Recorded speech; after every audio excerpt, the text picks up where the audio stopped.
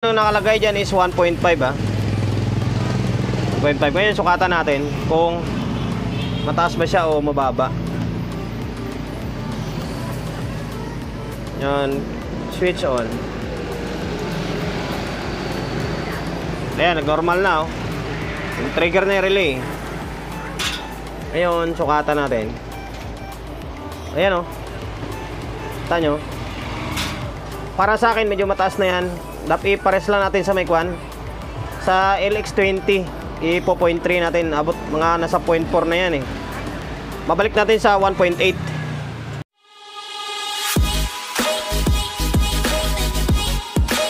Welcome to my vlog. Today's video, ito na. Ito na yung part 2 ng LX10 na power amplifier natin. Bali, re-repair na natin siya.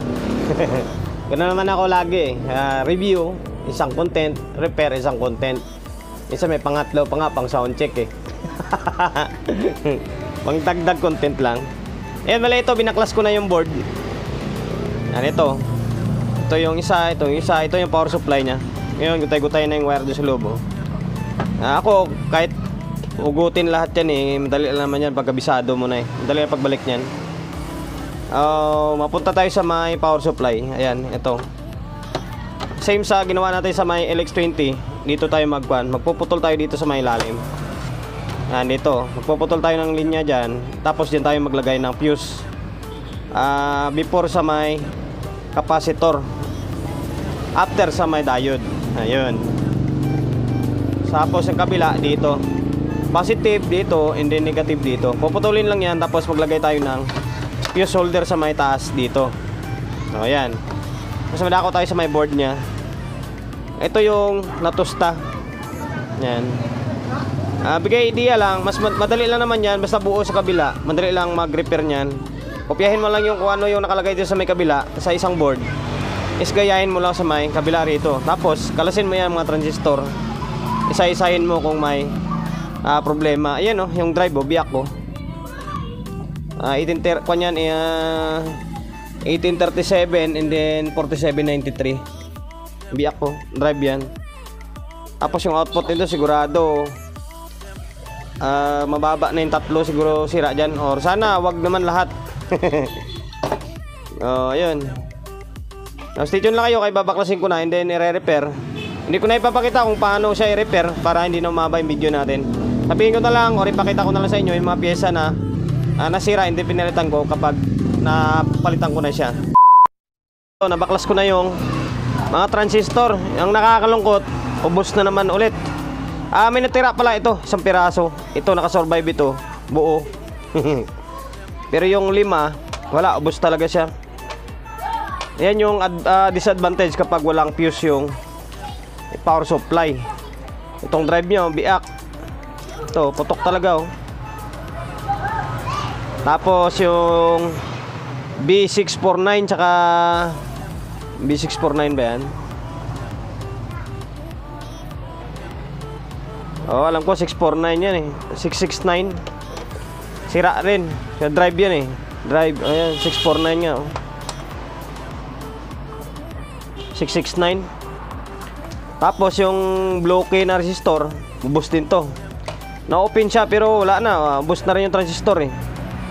Yung naiwan lang, yung 10 ohms na sa may base nya. Yung isa na-open. Yan. Kawawa siya. Tusta talaga. Ginawa ko guys, so yan. Minutol ko to dito. Kwanto, negative side. Ito, positive side dito. And then, negative side. Tinanggal ko lang yung diode. Ito yung diode nyo. Kasi magbukuan tayo eh, magbubutas tayo dyan eh. Nalagay tayo ng fuse. Kaya tinanggal ko yung diode muna. Para kung sakali wala siya tatamaan. Yan, so, stay tuned na ulit kayo guys. Papalitan ko lang ito and then ito trouble ko yung board na ito. Kasi ito naman, madali na lang to eh. Fixed bias na naman ito eh. So, stay tuned ulit. Napalitan ko na yung dapat palitan na mga pyesa. Ito. Yan, ito yung mga pinampapalitan na natin. Yung kulang na lang ay yung transistor nya. Yung power output. Yan, silipin nyo na lang. Lahat ng mga nasunog na board is inangat ko yung pyesa. Yan, nakaangat oh. Yan. As usual, wala tayong ganitong klaseng resistor na 0.33. Yung 5 watts na ganito na lang yung patayo. Naglagay lang tayo ng wire. Ayan. Ito na yung drive, binalitan na 4793 and then A1837. Ngayon, imbis na dito ko siya ititesting, dahil hindi ko pa nalagyan ng kwanto ng fuse, ito muna yung gagamitin ko, yung may wagang pang trouble natin dito. Pwede naman yan eh. Kahit matataas ka na supply eh, yung ginagamit ko pang trouble eh. Ayan, ito. Nakabit na. Ngayon, subok natin. O, ayan, nakauna yan. Teka lang. Teka lang ha. Ayan, naglagay lang ako ng tape nito sa may ground nya. Baka sumayad eh. Ulit. Ano? O yan o, umiilaw na siya o. Ngayon, sukatan natin ng... Hindi magre-relay ito dahil walang supply ng relay. Ito lang tayo sa may amplifier muna mag-focus. Ngayon, sukatan natin ng... Sensya na kayo, medyo magalaw yung camera natin. One man game tayo eh. Baliktad. Dito tayo sa may kabilang side. Baliktad ah. Tanan ko lang yung test prod. So guys, emitter. Yung ginamit ko pala na bias dito guys, yung bias ng LX20. Hop. Nakita nyo, base emitter. Yan lang bias nyo. Nasa 0.1. Mababa masyado. Oh, 0.1. Pero normal na siya. Pantay na oh.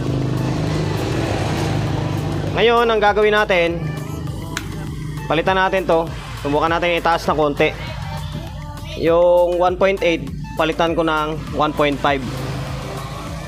Ito, magwa 1.5 ako. Tingnan natin kung tataas yung bias niya. Kasi mababa eh. Para sa akin mababa yan. Di bali mga 0.3, 0.2 sana o mas okay pa. Yan, ganyan mababa masyado. Kanyan mahina. Di medyo ngunguin dating niya pag sobrang low volume, pag naka low volume ka. O, teka lang, palitan ko lang ito. Ngayon, ito. Natanggal ko na yung 1.8. Ano, 1.8. Brown, gray, red. Yung pinalit natin is 1.5. Brown, green, red. Ngayon, sukatan natin ulit.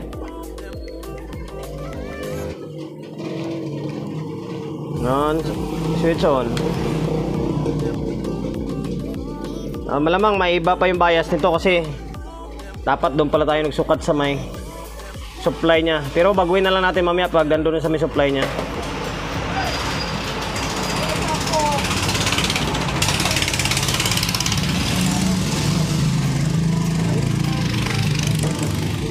Ayun o, tumaas na konti. Ito, base emitter.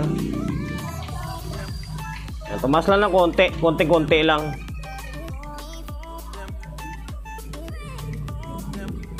Oh.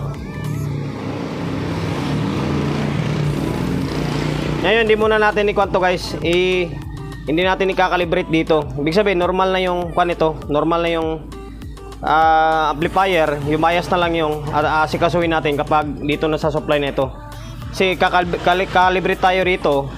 Mababa na supply ito eh. Kailangan dito natin siya i-calibrate. Basta okay na to. Ibig sabihin, pwede na to. Pwede na lagyan ng output. And then, sukatan na lang ulit dito. Babalik ko lang itong fuse. Balik ko na yung board sa ilalim.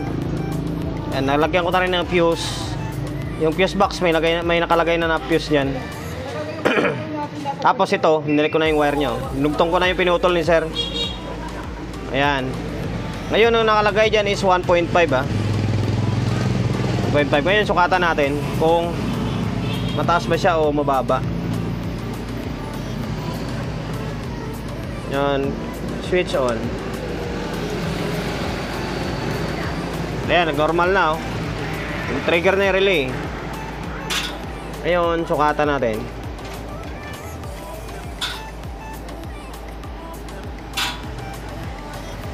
Tensya na kayo, medyo magalaw. Makita. Ayan.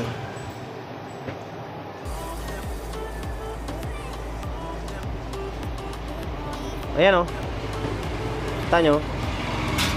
Para sa akin, medyo mataas na yan. Dapat ipares lang natin sa may kwan. Sa LX20, ipo 0.3 natin. Abot mga nasa 0.4 na yan eh. Mabalik natin sa 1.8. Oy, wow, 1.8 natin. Yung 1.5, balik natin sa 1.8. Para bumaba pa siya ng konti. Para hindi siya ganun ka init. So, ibig sabihin, yung bias pala nito is parehas lang sa LX20. Bagay, konti lang naman diferensya eh. 62 lang naman supply nito eh. 62 na rin supply. Yung LX20 68 eh. Halos nasa 6 volts lang naman. Ayan, papalitan ko lang ito. Tapos diretso na. Ilalagyan ko na lang ng kwan, ng output na, para hindi na mababa yung video natin. Nailagyan ko na ng output. Yan, nilagdagan ko na oh. Sensya na kayo, yung dalawa na lang yung brand new rito na nabili ko sa Quiapo. Ito bago to. Ito bunot na lang ito. Kaya medyo marumi siya. Pero okay lang, original naman yan eh. Oh, galing to dito. Ayan. Kinuha ko muna yan.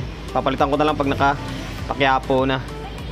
Ayan na. Ito na yung mga pinampapalitan natin. Output. Para hindi na mababa yung video natin. Output. Trimmer. Basta lahat ng mga nasunog dito, resistor, ay na-fix na natin. Tapos meron na rin siyang fuse. Tapos nalagdagan na rin. Nagiging 4 pairs na siya oh. Dalawa-dalawa oh. Yan. 4 pairs na.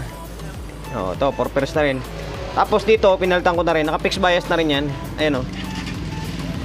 Yan. Same lang yung bias pala sa may LX20.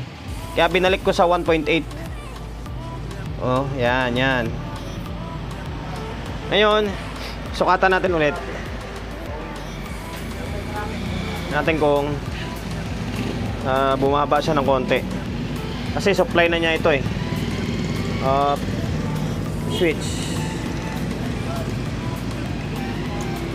Oh, yan. Tanggal na yung protect nila dalawa. Sukatan natin. Ito, di pa ito tornilyo ito eh. Baliktad. Teka lang. Kahit isa lang yung masukatan natin dito. O ayan oh, halos nasa 0.3 lang siya oh.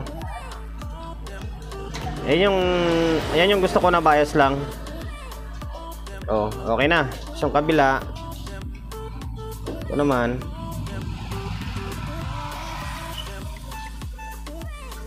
Makita ay lang ang pantay oh. Oh, di ba? Ito negative side kasi ito dito eh.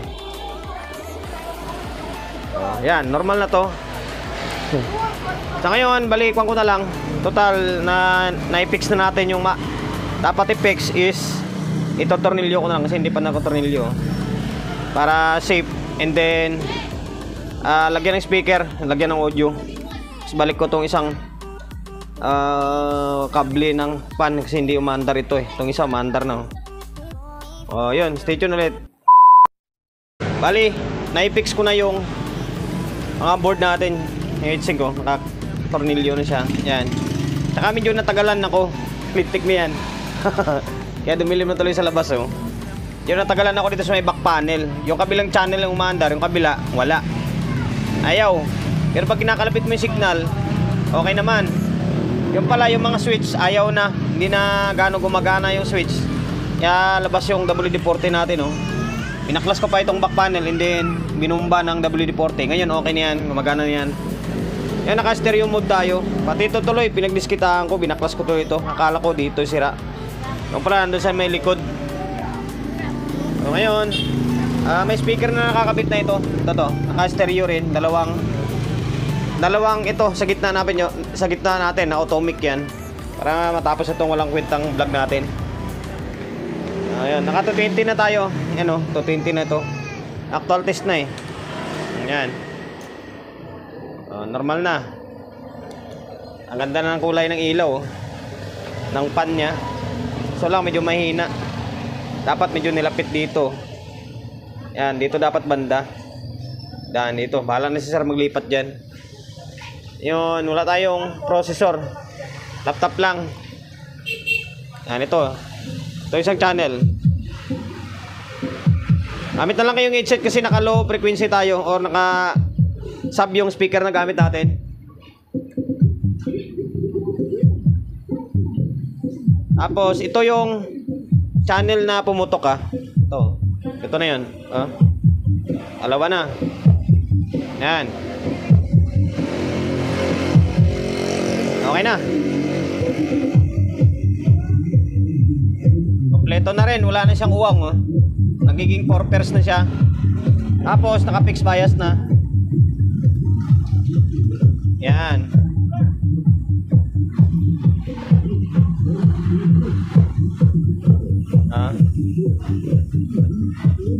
Yan.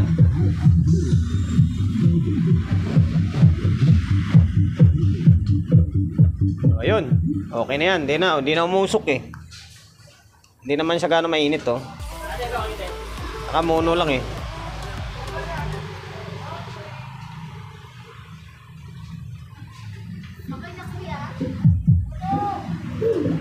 Lakas din.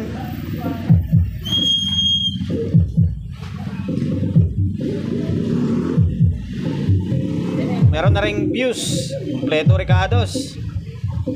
Angas pa ng fuse nyo. Naka fuse holder talaga or fuse box.